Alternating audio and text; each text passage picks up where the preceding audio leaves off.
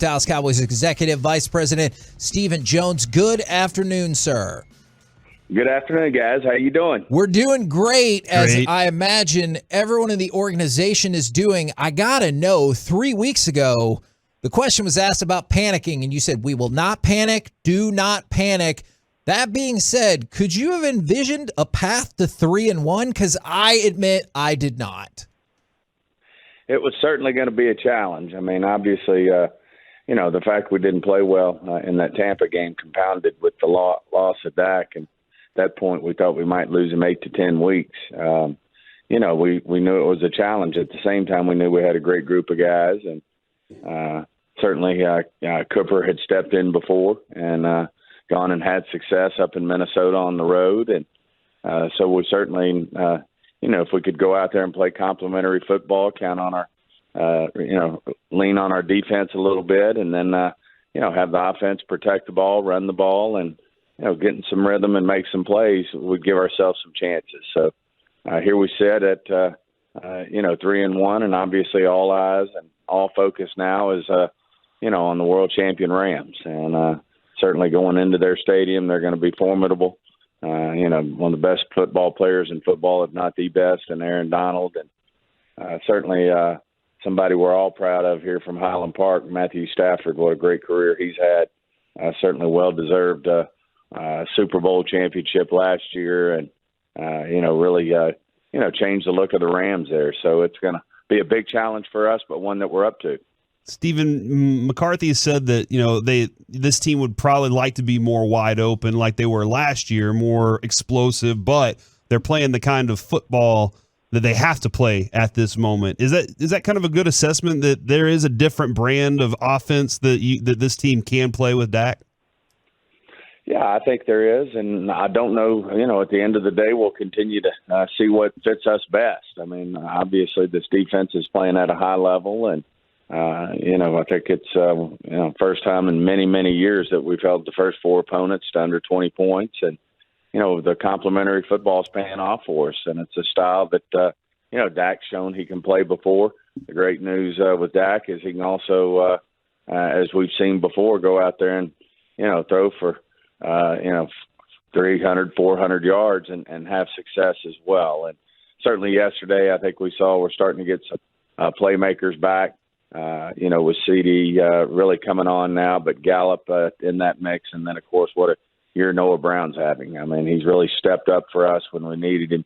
Did it again yesterday. And, nice to have Schultz back out there. Obviously he was playing through some things. Hats off to him for that. But, I think we showed yesterday that this thing, should get better as we move forward here. And, feel good about what we can do. If you want to impress everyone around the Star with your knowledge of Cowboys trivia, 1973 is the last time y'all made it this far without giving up 20 points thus far. Well, that's a good I knew it was in that 50-year range, so what a feat. Hats off to, that defensive group of men who are, their play style something. Obviously, Dan Quinn has been huge for us. A great choice by Coach McCarthy to bring Dan in, and certainly our guys are playing hard, and we can get them in some difficult situations. It's proven to really work out for us. I know we want these turnovers to come at the end of the day, and I think they will if we continue to get this type of pressure that we're getting with our defensive front. Stephen, tell me about the improvement of CD Lamb. I know everybody had a tough first week of the season, but, working with Cooper Rush, he seems to be making a major impact and really creating great separation. Well, obviously a role, that he's going to embrace. He's a competitor. When we picked him, certainly that's why we stepped up. And, at a time when maybe people with having Gallup and Cooper, we didn't necessarily need a receiver. He was the best player on our board. Felt like he was a number one type receiver. And, as we move forward, feel like he's only going to get better and even more productive as we go. I mean, he's dynamic. He's dynamic with the ball in his hand, and certainly brings a lot of energy to the table. So it's great to see him having success out there. Certainly it helps, when you get a guy like Michael Gallup back and you have Noah Brown playing at the level he's playing at. it's very positive in terms of what our offense can do as we move forward. You mentioned Dalton Schultz going through some things. Was he out there yesterday still not quite at 100%, and how is he looking going forward? Well, I always say there's very few players, once you get about 3, 4, 5 games into the season, that are 100%. I mean, the game's physical. Everybody's got different things. His is well documented there with his knee. He's a competitor. He wants to be out there helping his team. We've had players, that's just what they do. And, they're unbelievably tough, and what they're willing to go through to help their teammates and their brothers out. And, I'm just impressed with what Dalton did yesterday. And I know, certainly we're not going to put him out there if he's in harm's way, but I think he'll do nothing but, get better as we move forward. And he's certainly a guy that we count on to move the chains. Demarcus Lawrence had 7 pressures against the Giants and then 9 pressures against Washington. And, Steven, it looks like we're seeing the best version of Demarcus, or Tank, that we've seen in quite some time, maybe his entire career at this point, even though the sacks aren't just racking up all the time. You got 3 against New York. Yeah. That was awesome. But the pressure is there. Talk a little bit about what he's gone through to get to where he is right now again.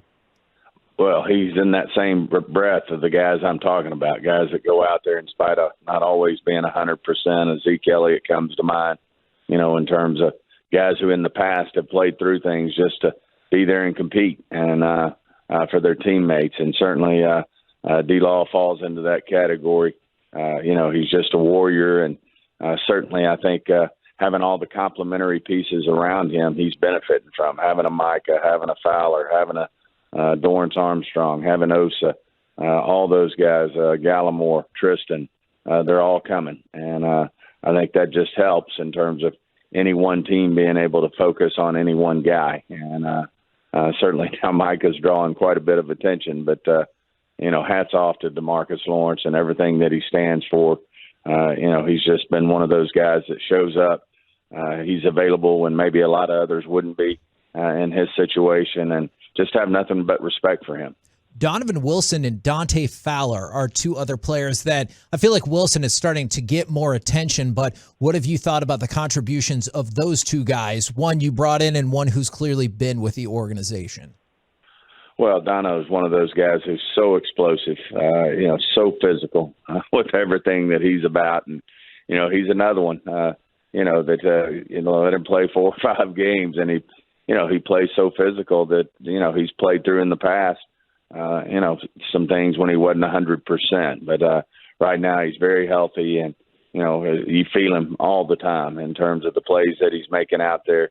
A great impact tackler for us, right there all the time with his explosiveness. And then Dante Fowler, obviously a top round pick, a top 5 pick, and we've had success with that, like the Quins of the world. Bringing guys in who can help us out. And certainly Fowler's done that for us, falls right in line with these other guys, the Dorrance Armstrongs. And as you mentioned, Demarcus Lawrence and Sam Williams, you're starting to feel him out there in terms of, his explosiveness, speed, and strength. And, those edge rushers, they're, doing a great job for us right now. And I think they'll continue all year, and certainly one of the strong points. But, I must say, if you go along the line there, whether it's the front 7, obviously bringing Barr in's been a big impact and allowed Micah to play that in more. I think our safeties are playing at a high level, and then the corners, as we saw yesterday, between AB and Diggs, and then you have a Bland step up when Jordan Lewis got hurt right before in the warm-ups. He steps up with a big pick. So, guys are doing a great job out there all the way around. There were a lot of questions, Stephen, last year whenever you got the Michael Gallup contract and that went through and everything, and then obviously moving on from Amari and where that receiver group was going to look, what it was going to look like and everything. But Gallup comes back and puts 2 great plays out on the table, man, with the touchdown, and that 3rd and 8 was huge. You've been a very patient man waiting for that guy to get back on the field and do this, and I think the patience has paid off there. Well, we know what Michael brings to the table, and certainly made a conscientious decision to go with him coming off an injury. But I was talking to Mike McCarthy last night, and he is a textbook vertical player, and he made 2 big plays, but what you don't see, which he's really good at is drawing the penalty, pass if you will, interference, yeah. on pass interference. I mean, he knows how to go get the ball, go back into the defender and get it, and draw that flag, which is that's a talent, that's a skill set that a lot of players don't have. And if you throw that ball in his area, he's either going to come down with it or probably draw a PI penalty, which he did yesterday. And I think that's all because of the way his technique is in playing the long ball. So multiple layers to this question. Jordan Lewis, what's his status? And then Deron Bland was able to jump ahead of your second and third round picks. What has he been able to do to get that playing time? Well, he's played that slot position all through camp, and our other picks, both Kelvin Joseph, by the way, made a huge impact on special teams yesterday, but also Nashon, they're outside corners, and Bland spent a lot of his time at camp backing up Jordan in the nickel, and that's what we needed. Had it been an outside corner, we probably would have been going with Kelvin and then Nashon. So everybody has their skill sets out there. Everybody will get their opportunities, but Bland certainly stepped up in a big way in that slot position for Jordan Lewis. Now, Jordan, we were conservative with him. He felt that in warm-ups and never really could get going, and we didn't want to risk putting him out there and hurting it worse. And when you got a healthy Bland sitting behind him, some of the healthy corners that we have, having them at 100% can be better at a real limited, one of our starters. So it's great to have this depth. As I mentioned, when you start to go down the defensive board, we just, we're fortunate to have that depth pretty much at all positions. So certainly I think has stepped up and done a great job there backing up Curse. Guys just keep next man up mentality and doing a great job doing it. Will that same line of logic prevail at the quarterback spot, where we feel like Cooper Rush is as close to healthy as possible, like you said, at this point in the season, and Dak has been working his way back? Like, how do you determine he's good to go? Is there a percentage? Do you ever have to tell Dak, we know you're tough and everything, but you need to wait one more week? Like, how does all of that play out? I think the biggest thing of all is Dak. I mean, Dak feeling like he can throw the ball at 100%. I mean, that's going to come down to being able to grip the ball, that thumb being able to, for him to grip the ball how he likes to grip it, to have the accuracy, to have the strength that he needs to make the throws that he needs to make, in a game to have success. And that'll all be dependent on how he feels. And certainly, that'll be the number one thing that we pay attention to here. Obviously, we won't put him out there if the bone weren't healed or there was a situation there. That is up to what the x-ray looks like, which we'll be looking at that this week as well.